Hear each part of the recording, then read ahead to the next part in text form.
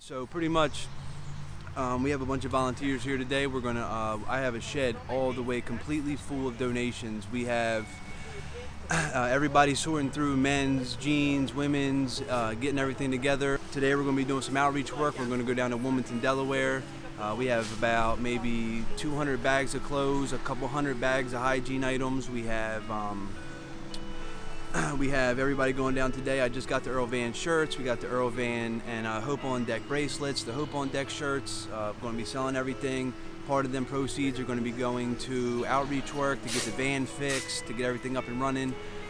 We're going to be having, doing the live interview tonight. We're going to do a topic today. We're going to do I'm going to have everybody here to kind of join in on the topic. Pretty much, man, I started doing this with a sign on my back that said, "Free cigarettes, ask Cal." And pretty much what I did with it, man, is I walked through Kensington, which for you that don't know is probably one of the worst neighborhoods in the country. Walked down there with the sign on my back, "Free cigarettes, ask Cal." As people started to come up and ask how to get the free cigarettes, I just kind of talked to them about being sober, how I got sober, that it's possible to get and stay sober. And it kind of grew from there. I kind of made a Facebook page. A couple people started to ask me. I started to ask a couple people, hey, do you think you have any old clothes you could donate? And it really grew. And I've had about 50, 60 people donate their old clothes and donate hygiene items. And, like I said, when I got a church donated a cargo van to me. So I'm filling the cargo van up with all these donations you see behind me. And we're going to take my dog with me, my dog, and a van full of hygiene items and clothes, and traveling the country, man. And really, these clothes and hygiene items, the people really, really need them, but it's more so an icebreaker. It's more so something that I can go down there and hand out and kind of break the ice for me to talk about recovery and, talk about addiction and what life is like outside of addiction, and that there is a life outside of it, no matter how deep down you are at the time. I used to rob drug dealers. I used to rob my parents. I used to rob my friends. I used to sell drugs. I've overdosed. I've been stabbed 15 times. I've crashed 10 cars. I was in it really deep, man, and you can get out of it. I don't care where you're at right now, you can get out of it. And what we're doing is just trying to show people that and trying to let the families know that there is a way out for their children, that their children can get out of addiction no matter, if they've been. I get a lot of messages from people saying, my son's been to rehab 10 times, he's never going to get it. And my reply is, well, I've been 50 times, so don't lose hope. That's why we named it Hope on Deck, because that's the last thing to go is the hope. So try not to lose it. Try to keep it. And if they've been 10 times, let them go 11. If you've been 50 times, go 51. Don't give up. Don't stop. If I would have gave up on myself at my 50th try, I'd be dead by now. So there is hope, man. You can get sober. You can live a beautiful life beyond your wildest imaginations. I promise you, you can. You can travel the country and help people get sober. So, love you guys. Thank you. Yeah, another thing too is a lot of these people have you'll talk to them and you can tell they have severe mental health issues. They'll be severely there's a lot of schizophrenics. And then a lot of I've met a girl who was raped by her father, and they just can't cope. You know what I mean? Being in society is hard for them. To most people, or you see they get up, they go to work, but somebody like that, her father raped her, just can't cope with life. They can't get up and go to work and do they have a hard time doing normal everyday stuff. Mm-hmm. And then you see a lot of them will be prostituting. It's out of control, and some cities are worse than others. Philadelphia is probably the worst city I've ever been to. And then Georgia is there's no heroin there. It's all alcohol. Everybody that lives down there, they just drink. There's a man down there, I went there 3 months ago, and then I went there a couple weeks ago, and both times he was sitting in the same exact place, and he has wet brain, so he doesn't know where he's at or what's going on. His stomach sticks out to here. He has his liver is so swelled up. He's completely gray and yellow, and he's sitting there, and I'm talking about covered in flies just sitting on him, and he doesn't even have he's oblivious to he doesn't even know to do this. He just letting them land on him, and it was hot, and he's got a full jacket on and a winter jacket, and he's sitting there with a beer with a straw in him because he didn't have enough strength to lift the beer up like this. He was going. Alcohol is completely. He'll be dead within 6 months, I guarantee it. If he lived 6 months, it'd be a miracle. And he probably doesn't want to live 6 months. I guarantee if somebody said, "Yo, dude, we'll end it right now," I bet he'd say, "Yeah, just whatever," and just end it, because he's probably He's probably already, like, he's already dead in the sense. Yeah, he's like, dead. I mean, he's sitting there rotting, literally physically rotting away.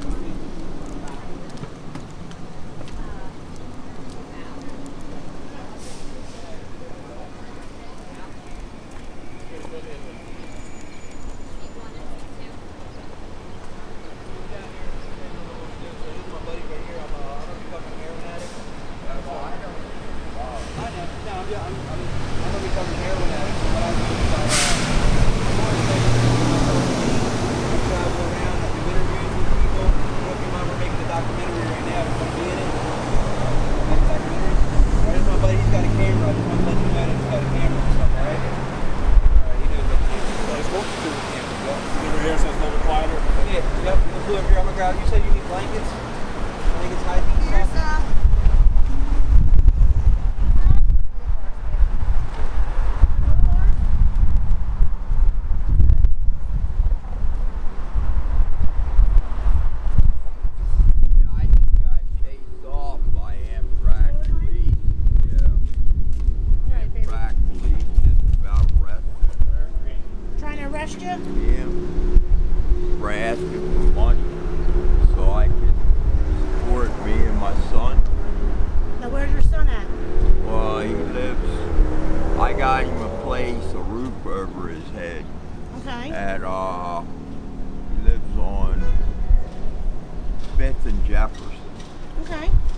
I mean, it's a house. He's on the first floor, and I got his furniture. Okay. And switch your stuff over. Yeah, I get clothes too. I get clothes and things that I sell. Stay dry this way. He's trying to pack Yeah. money in Amtrak. Police just tried to arrest him. That's crazy. You think you can carry something this big? Yeah, It's kind of like a sleeping bag. yeah. Well, my friend, he sleeps in a tent, so he can really use. He can strap this on the back of you somewhere. Hungry? Yeah. Yeah. Oh, yeah. Trying to get different angles.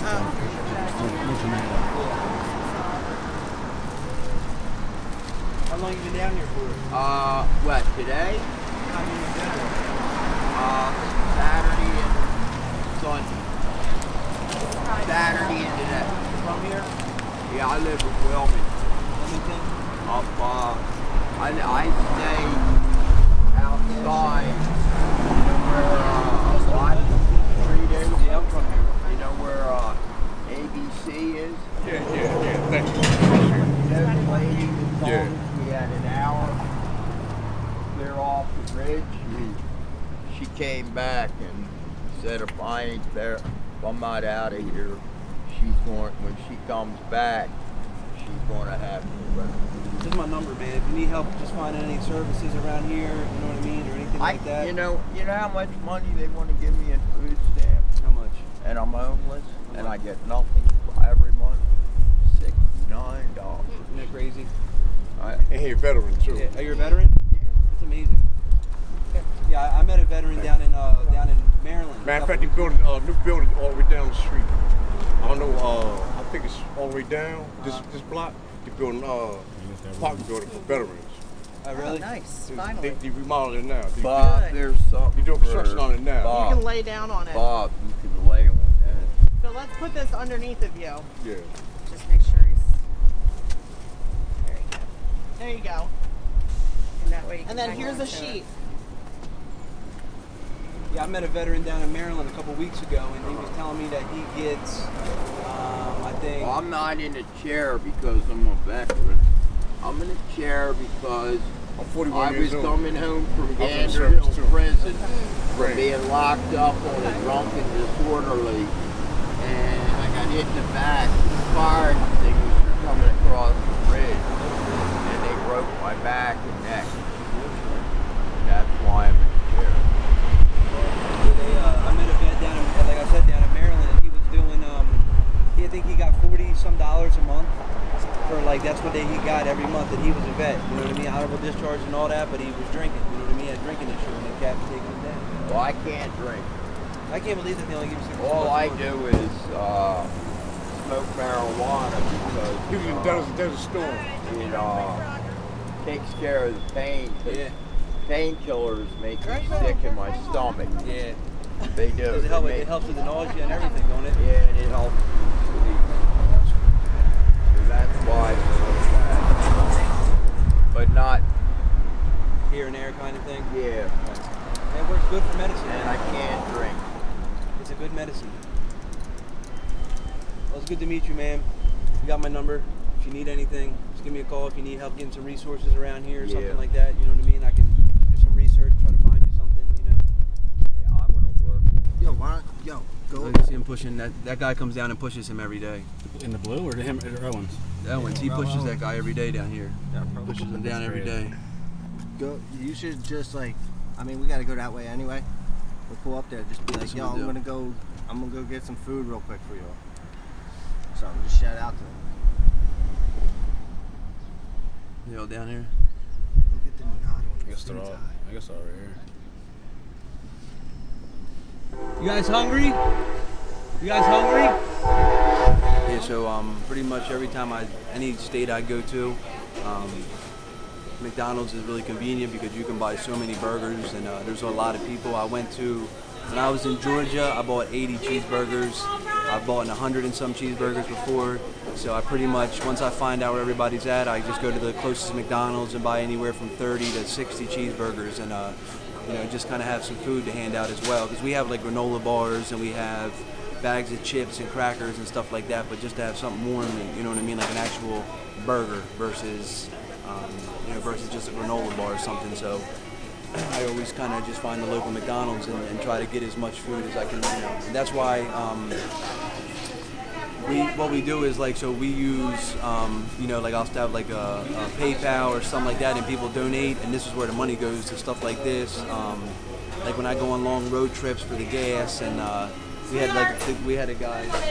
had a guy that was missing an eye and wore a size 14 shoe, and we didn't have no eye patches or size 14 shoes with us, so we used the money that we had to go buy like eye patches and like solution and cream for his eyelid, and as a pair we went to and bought him a size 14 shoe. So that's where the like monetary donations go to stuff like this. So like right now we're probably about to buy like 40 cheeseburgers. Delaware's a small state, it's a small city, so there's probably not that many people down there.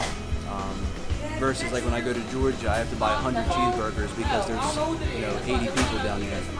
But like here, there's probably like 25 people down there, so I'll probably get 40 burgers or something like that, 40 McDoubles. So it's a lot nicer to have some warm hot food versus just a granola bar or something cold.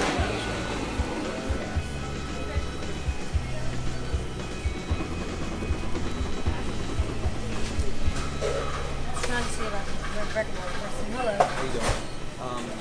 Can I get 40 McDoubles? 40? 40, yeah. Yes, 237. It's not me.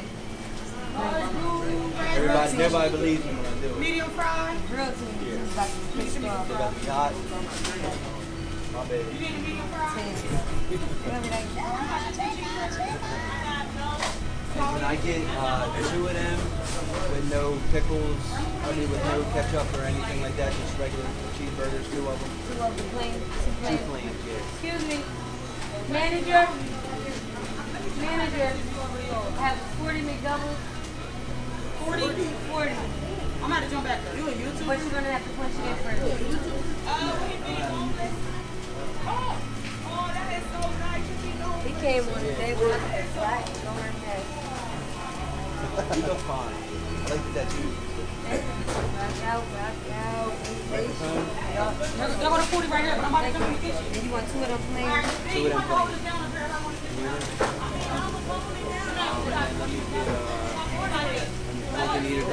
anytime. Like I just did like a just tea or something. Sure. Would that be all? 66.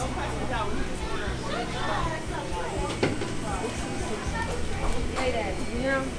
Look at one quick question. What? Yes, sir. She's telling me about she just had an overdose in the bathroom 2 weeks No, ago. right there. So what happened now? You said 2 weeks ago? In the bathroom. They Overdose? fall out in the bathroom. How often do you think it happens? What, a full overdose? Probably like every other week. Every other week. And how often do you have people falling out? Every day. Every day? We just called the ambulance this morning, didn't we? Yeah. Yeah. It's Y'all came on a calm day, but usually, from the rain and stuff. yeah, usually this lobby is full of ads.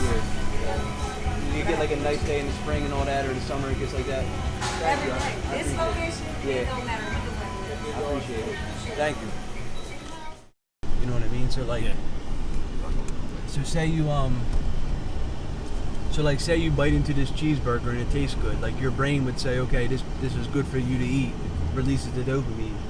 But then when you do a shot of heroin, it releases such a high amount of dopamine that it like tricks your brain into thinking it is more important than survival, sex, food, water, shelter, anything like that. That's why you'll see people and they'll be living on the side of the road, dehydrated as hell, and all this stuff going on, because like in their brain, heroin is the most important thing, and their brain thinks it. That's why you have cravings so bad, because like your mind really thinks that you need this heroin, and it's above and beyond any other thing in the world. So nothing else comes close to needing that heroin. Nothing. Like I would have like, there was times where like, okay, so one time for Christmas I got a flat screen TV. I was probably 21 years old or something like that. I got a pretty decent flat screen TV. It was like a $500-$600 TV. I had it for like a week. I was going to take it to the pawn shop, but I didn't have a ride to get there. And I called my dealer and was like, yo, like, can you give me like 4 bundles or something for this TV? And he was like, I'll give you one. And I was like, dog, it's like a week old. I've never even watched it yet. It's worth $600-$700. Like, can you just give me like one, like, or like 4 bundles? And he was like, nah, I'll give you one. Because he knew I was going to be like, all right, whatever, just bring, because I was sick as shit. So I ended up, he comes over, I walking the flat screen TV out, and just throw in the back of his car. He hands me $35 worth of dope. To him was probably $10 worth of dope. So he got a flat screen TV for $10-$15. And like, so nothing is sacred. You know what I mean? Like nothing. Like I would pawn anything that I had, like just to, and like most of it is in fear of getting sick. Like I think a lot of people think, like somebody who's not an addict, that, you know, I think what they think is that like this person like wants, like they're having so much fun that they're picking this over everything in their life. Like they're enjoying themselves. It's so much fun for them that they can't stop. But it's not that. Like it's fun in the beginning, but then quickly after it turns into like something that, like it crosses the line from like wanting to do it to needing to do it, and then the withdrawal is so intense and so bad. Like with heroin, at least, it's so intense, dude. Like I remember I would wake up in the morning and I used to do this all the time. I would lift the mattress up and get in between the mattress and the box spring, because my body, I would be convulsing, like jumping real bad. They call them hell jerks. I would jerk real hard, and like you feel like you're dying, like your anxiety's bad, you're depressed. You feel like somebody poured sulfuric acid on your skin. Your skin is like crawling, dude. It is like the most uncomfortable, painful feeling you could imagine. And after you go through that, you become extremely afraid to go through it again. So like you pretty much do anything at that point to not go through withdrawal. And then your life becomes preventing withdrawal. Your entire life just becomes preventing getting sick. It isn't no more about getting high or partying with your friends or having a good time or any of that. Your life is completely based upon not getting sick. It's like trying to run from the flu for your entire life. You know what I mean? It's like it's a rat race, because you're in so much pain. You're in like this ungodly amount of pain. So you get high to counteract the pain. But then what happens is getting high puts you in more pain. And it keeps going back and forth like that. Like you're in a lot of pain, so you get high. The higher you get, the more pain you're in, so you get higher. And then you get more pain, then you get even higher, and you keep doing it until you reach a point where like you don't even know where you're at. Like I remember being an addiction, and I would just come to. Like I would get high, and then 5 days later I'd wake up in a hospital bed, and then I'd get home, get high, and then 6 days later I'd wake up in the nut hut, and then I would just keep doing it. It was just a constant coming to. You ever seen the Kid Cudi video, where like it just keeps looking like he's falling on the couch over and over again? That's what it's like. It's like you just keep. I mean, it's horrible.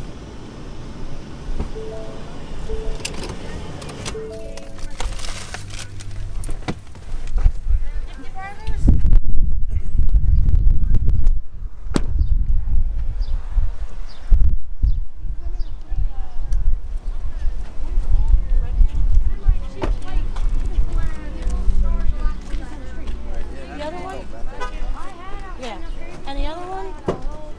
The other one that's with her? Somebody stole out of my Just gonna scrap one tomorrow. Look out here.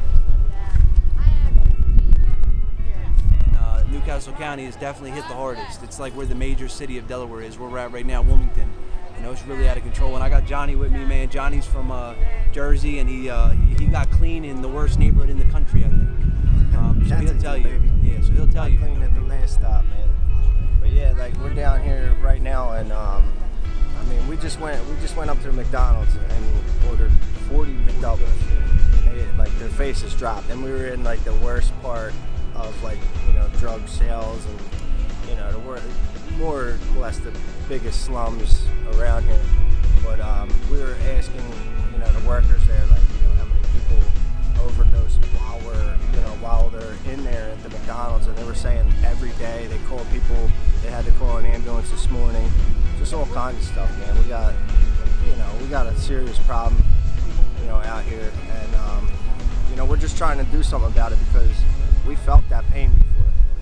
We've been through that. We both survived heroin addiction. All right, everybody. So I teamed up with UN Power Boutique, YEB. They sell clothes online. I did one so far where I had to get up in model dresses. It was a lot of fun, and I'm going to be doing it again tomorrow night. They've been donating 10% of sales, and the money goes to doing stuff like we did today with the outreach. Like we bought 40 cheeseburgers.